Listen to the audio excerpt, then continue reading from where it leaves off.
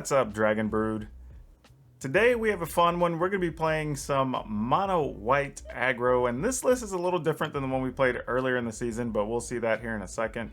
This list comes to us from Hideki Yakushi, who played it in one of the big weekend tournaments, so has a little bit of a pedigree to it already, but I'm going to give it a look and just see how it holds up in this new metagame playing in the Standard Ladder.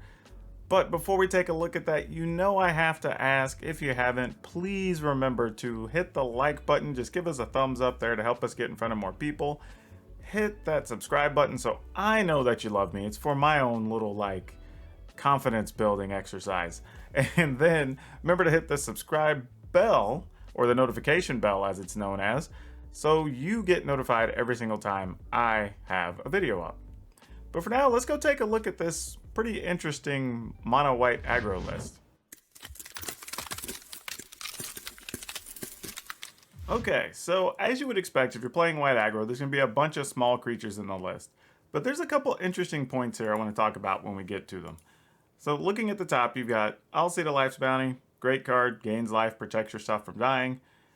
Giant Killer, which you do need in a world of all these Gruul decks and whatnot. Selfless Savior, again, another way to protect your creatures. Angelic Ascension. Now, this card I do like in this list. This is neat because it's instant speed. You could use it at the end of turn and maybe turn one of these 1/1s into a 4/4. Just does a few things to possibly give you a little surprise element. Also gives you another flyer. So it's doing a few things here. Or if you just need to remove something that's problematic, like let's say there's a Terror of the Peaks, you may just want to go ahead and use this because dealing with the 4/4 Angel is way better than dealing with the 5/4 thing that's going to kill you. So a few different things this card's doing. So it's pseudo removal, but could also be an aggressive element.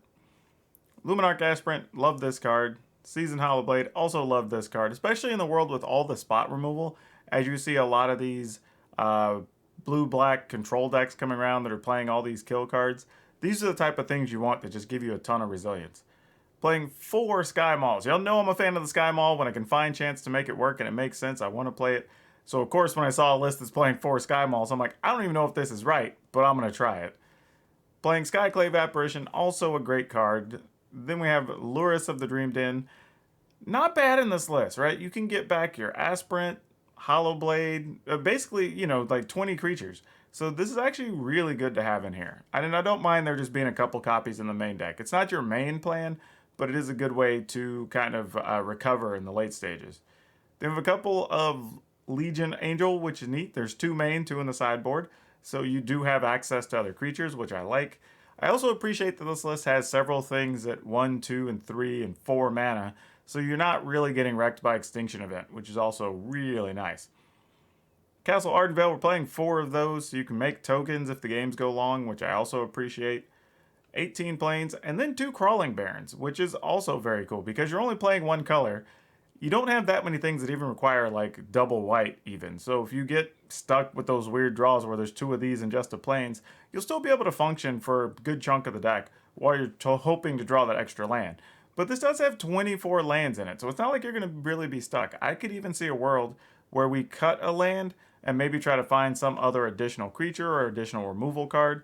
Maybe even like a one-off Elspeth Conquers Death or something like that could go in this list.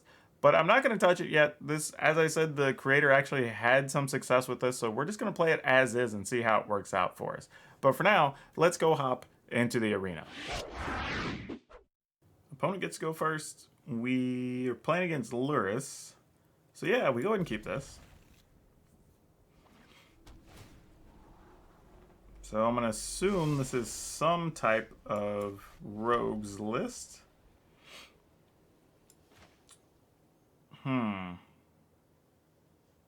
Yeah, let's go with this. Mostly because if we're probably going to want to... Well, I say that. We'll probably just follow with Hollowblade. It dodges so much of their spot removal. And then if we end up just racing against a Soaring Thought Thief, assuming we could draw our land, a Maul of the Skyclaves would work great.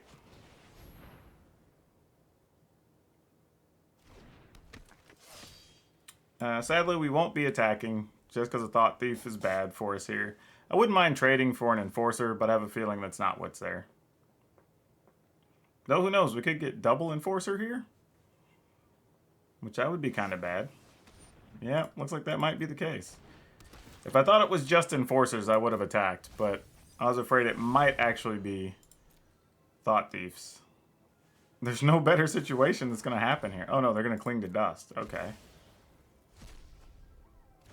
That's actually not that bad for us. That had potential to be a way worse turn, but okay. And then they actually cost themselves, so now they'll need an additional turn over normal to be able to get to 8 cards in the yard. Which, yeah. I mean, I guess maybe their hand's just really bad and they were just looking for cards. I don't know, but that's a very peculiar play to have that early. I mean, if you attack, I'll block. I mean, I got no issues blocking, let me tell you. Okay, so here we don't want to play the Skyclave just yet. Like, because if they have something, they're going to have to counter here. Actually, I guess they couldn't. We only have one thing in the yard. So, spot removal is their only play. Which, if so, we're just going to sack the Savior.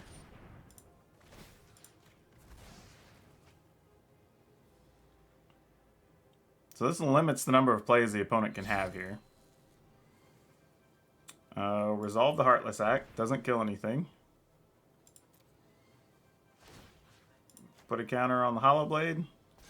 Because this is going to be the hardest thing for them to deal with at this step.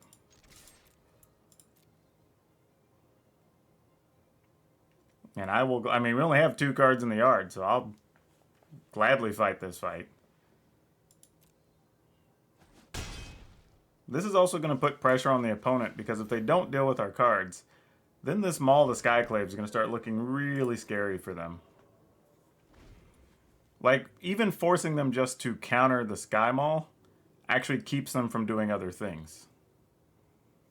So like here, they can choose to go ahead and just kill our Aspirant, but then they're probably not playing another creature this turn. Which, if that's the case, we're okay with that, because then we just play Sky Maul and start attacking.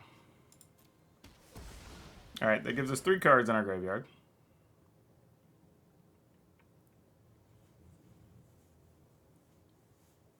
Want to kill another creature here? Looks like a no. Alright, so now they can counter, which is important to note. So we're kind of in an interesting situation here. We have 3 cards in the yard, meaning we know they can counter the Sky Maul. If they manage to find an instant speed rogue, they could put 2 more cards in a yard and move us to 5. One thing we can do, if the opponent chooses to make a creature, we could turn this into a 4/4. Not the best plan, but it's an interesting thing. Instead of just, well, it's kind of a tough choice, right? Because if we run this out, they're also not going to play anything else here on us. So yeah, let's do this. If they counter it, they counter it. I'm okay with that. Oh, they didn't. Okay, what did you have if you didn't? Alright, well, I guess we'll just put it on the Hollow Blade. My initial plan was to put it on the Alseed and then just get into a weird racing situation. But, looks like that's not a concern.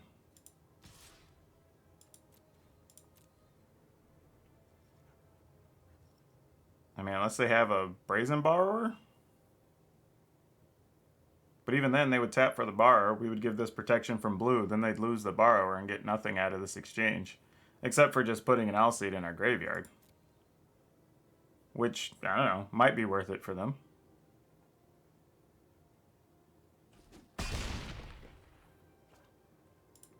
Alright.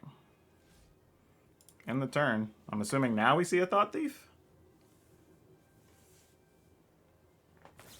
There we go. That was such a weird turn.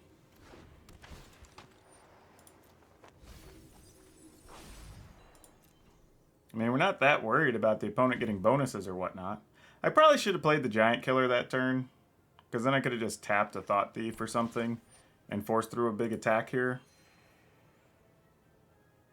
But I don't know. We're kind of living off of the all seed situation here. Yeah, like opponent's creatures will get big. That's fine.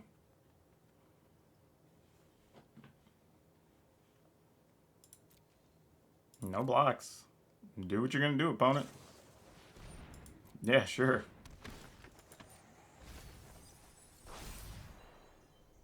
This is also good. The opponent's down to just one card. One real card. I mean, we know they have the Cling to Dust.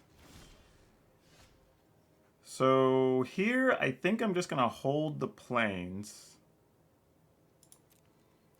Attack with Hollow Blade.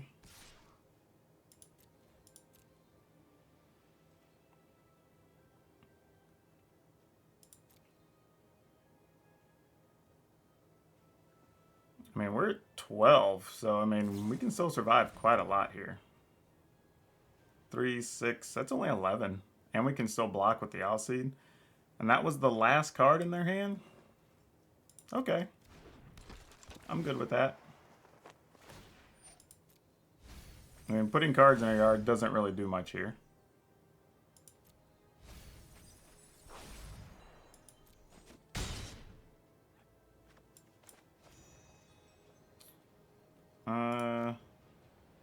Oh, wait. I gotta wait till we're out of the... Forgot we get first strike there. Can't really kill anything, so we're just gonna play this as a 1-2. And then we will end the turn.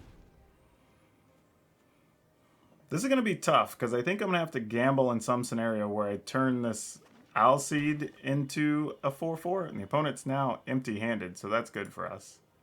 They don't have anything in the yard to bring back with Lurrus, so it's kind of taken out of the equation here. So I assume it's going to be pretty hard for us to lose from here.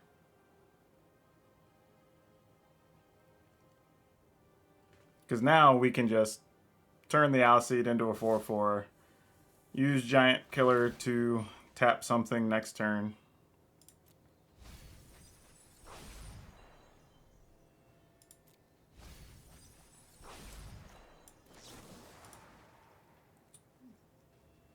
Yep.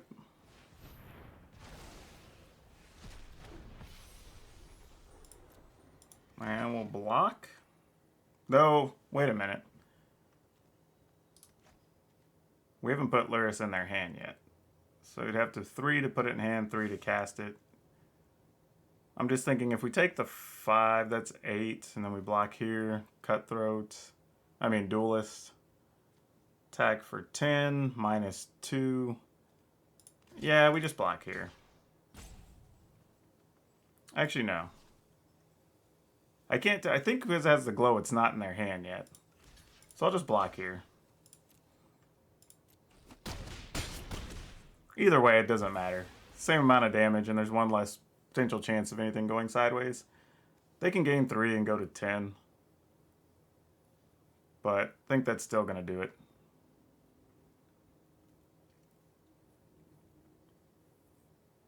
Actually, do they even have enough? 5 other cards. So yeah, they can't even do that. Yeah, and that's it. They could play Lurrus, but we're attacking with flyers. So yeah, that ended up being a very oddly systematic game. The only way I can describe that. We'll tap down a flyer. And then we'll attack for 10.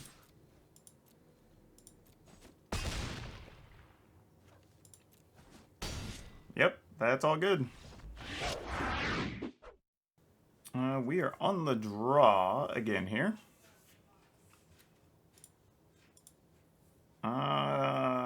Yeah, we're keeping. Man, I wish we would have had these earlier because I want to experiment with these, but this is actually not a bad spot for that. Alright.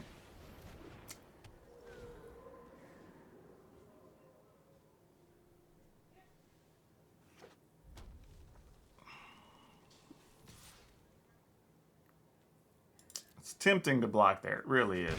I'm not gonna lie.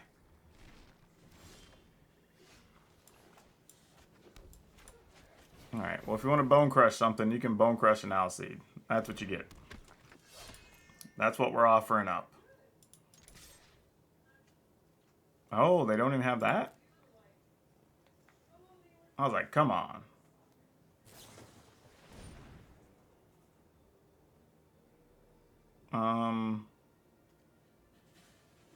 Okay.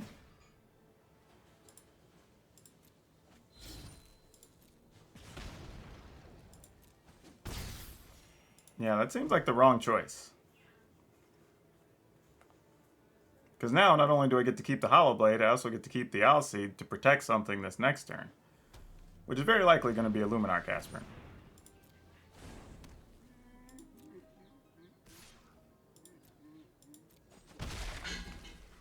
Though, who knows? They might just have a Embercleave or something. So I'm going to hold tight, see what happens here. Because if they play a red land, we might be able to, like, block, get them to Embercleave, then we Giant Killer their Lovestruck Beast. Alright, well that's not going to happen.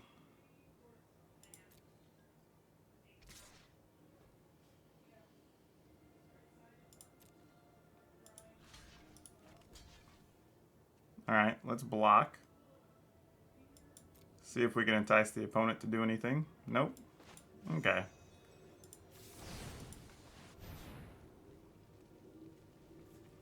That was a safe situation to block in because worst case scenario, we'll discard the Angelic whatever's here. That looks like a spite use of the Bone Crusher Giant, which doesn't really do anything here.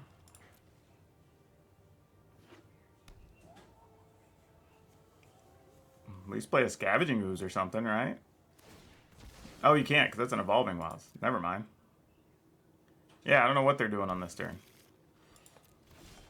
A whole lot of nothing, it looks like. Ooh, if I'd have saved that land. Oh, that's unfortunate. Well, we're going to get... Actually, what's in our yard? I don't think anything yet, right? No, it's not. Okay. Well, the opponent is definitely going to pick up some targets here.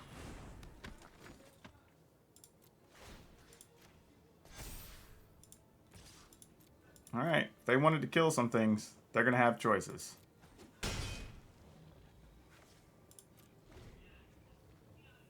But now we're going to be able to tap blockers. We're going to be able to protect our creatures. Going to like this is a good setup now. And then we can slowly just draw our way into lands. The 1/1 stuck now because we have a Giant Killer. Yeah, now we have choices. Do I even want to... Let's see, if we tap that down, we can attack for 6. And we know one of the creatures in their hand already. Or we could just play the Legion Angel. And then really put pressure on the opponent. I think we might do that. Because if we take 5, even if they have an Embercleave here, I mean, we take 12. Like, we don't care that. We wouldn't even take that because we could just throw a creature in the way and give it protection if we don't play the Angel. Though, Lurrus doesn't have a lot of value here. I think this is what we're going to do, though. Go get another one. Put the counter on... I feel like Angel is the answer. But I'm going to go with Hollow Blade. Worst case scenario, we'll just discard an Angel.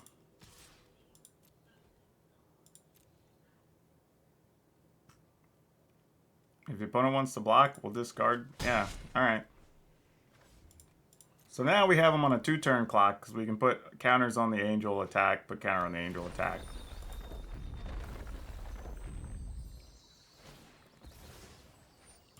Like, we know Embercleave's a thing. So we're not going to sweat it too much. It's going to be 15 minus 3. Oh, no. Just a Great Hinge. Okay. Ooh, Questing Beast. That's a real thing. Question is, how much do we care?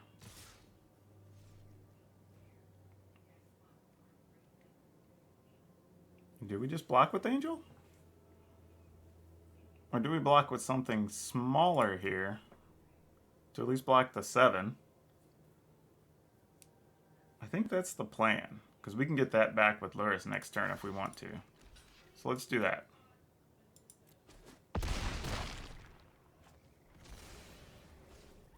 Actually, I don't know. We may not even do that. We have so much mana. Like, we could actually just play Lurrus, tap the whatever, attack. Yeah, let's do that.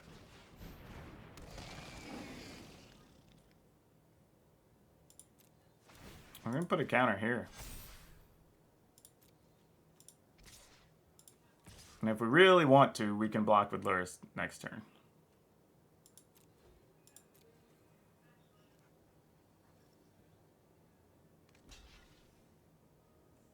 Alright. Opponent sets 7. And we can guarantee if they only have... Well, we know they're going to have at least one red creature. If they end up with just green creatures, we could outseed our way with the... Well, no, we could tap down the red creature. So yeah, they need to have 2 red creatures here, or they're close... Or they're actually dead. Unless they have a flyer as well. Some way to fight the Angel. Which they might. But we do have another Angel. So there's that.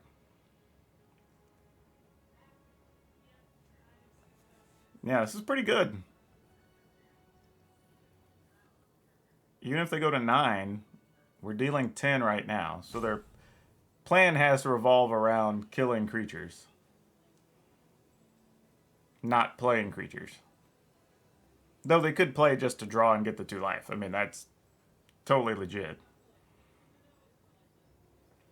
But I guess this is tough too, because even if they just don't have enough creatures, we do just get to attack with the pile of things. And this is assuming we don't draw a land, where we could actually tap down a creature with the giant killer and still play an Angel. Does this help the opponent, though? I mean, it does, technically speaking, because it keeps us from getting the Outseed back, so that's relevant.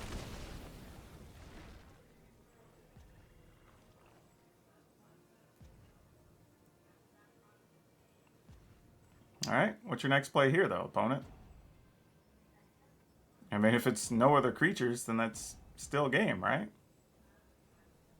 Because now you have to kill... You have to fight, I guess. The giant, if they have a, like, Primal Might. Because otherwise we tap during their end step and we tap on our turn.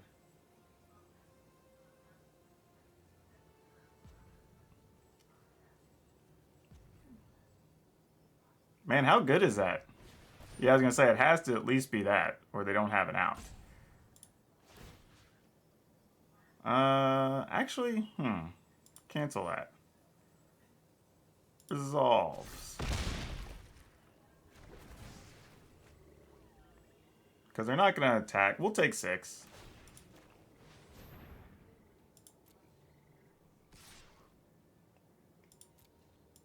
Oh, this opponent's brave.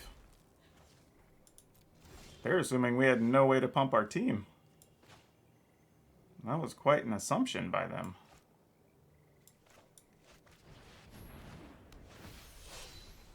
Get another Angel.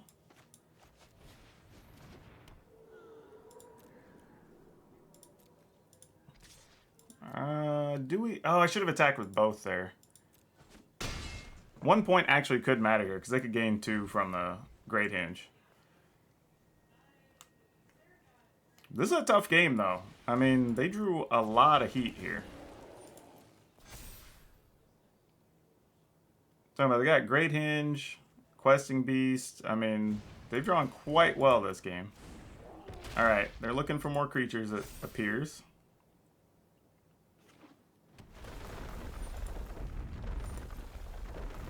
Alright.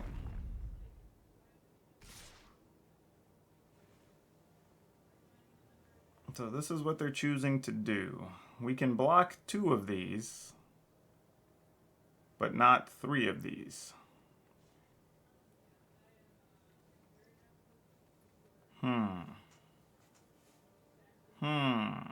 Trying to think, what is the best way we could go about possibly winning from here?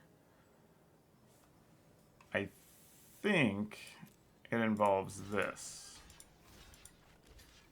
Because we do also gain a life.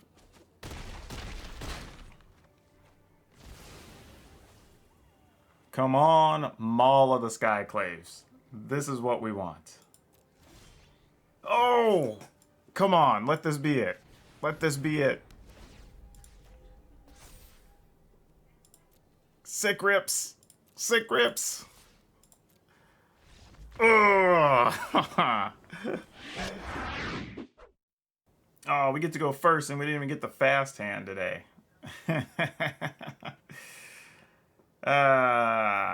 Man. Alright, we're gonna mulligan. That's such a depressing mulligan too. And we'll keep this. Let's get rid of... God, this is tough because we don't even have 3 mana, but we're gonna try. It's probably the wrong way to go about this. I always feel bad if somebody's watching me play one of their decks because, like, I'm probably destroying every play they want to make, but gotta do what we can do.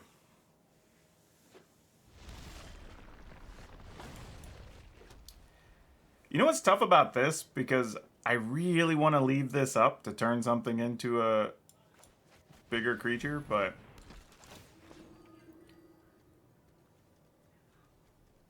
I'm going to go with this with the assumption that they're going to try to kill Aspirant. If they have a Bone Crusher Giant, they're just going to do that now. Right? Because why wouldn't you? Oh, it's just Scorching Dragonfire. Well, that's why you wouldn't. Alright, well, we're going to go all the way up. Because nothing can stop me. I'm all the way up. That's all I can say. I can't sing the rest of the lyrics or else I'll probably get DMCA'd. Feel free to look it up. I think it's like a Fat Joe song.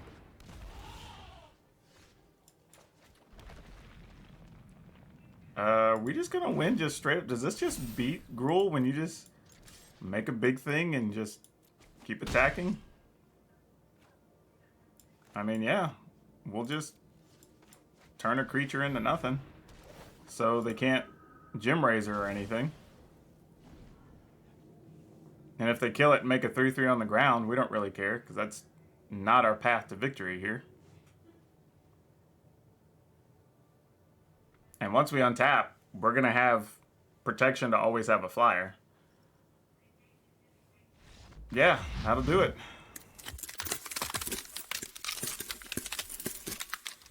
Well, y'all, I gotta give credit. Hideki Yakushi, awesome deck. Cool variation on Mono White Aggro, and it plays... It's an aggressive deck, but it has some very cool defensive pieces into it. When you're talking about being able to turn creatures into 4/4 angels, you know, sometimes you can even use the Maul of the Skyclaves on defense because you get first strike. That's a thing that can give you an advantage. So there's a lot of things really going on with this deck, and makes you pretty resilient. That's one of the things I really like about it. You know, with so many decks trying to turn to... If you're not playing the super heavy, like super aggro, you know, mono red, Gruul, whatever, you're kind of going to heavy removal as your backup options, and this really reduces the effectiveness of some of that, which I like. So definitely looking at playing more of this list. This is actually pretty cool. I'm a big fan. Check it out. If you're a big fan of the White Weenie, you're looking for white aggressive decks, this is very cool. So I'm excited. Good job. Remember, if you haven't, please remember to hit that like button. That's that thumbs up thing that's right below. I don't know, it's probably over here somewhere. Like, give us a thumbs up, hit the subscribe button, hit the notification bell. That helps me out a bunch and lets you know every single time I have a video up. And remember, if you want to check out any of my sponsors, join us over in our Discord to come chat about Magic, your decks, anything else going on, or follow me over on Twitch. Or if you just want to get some merchandise and support me and support the channel, all those links can be found in the description down below. But that's all I have for you for now. We'll see you next time.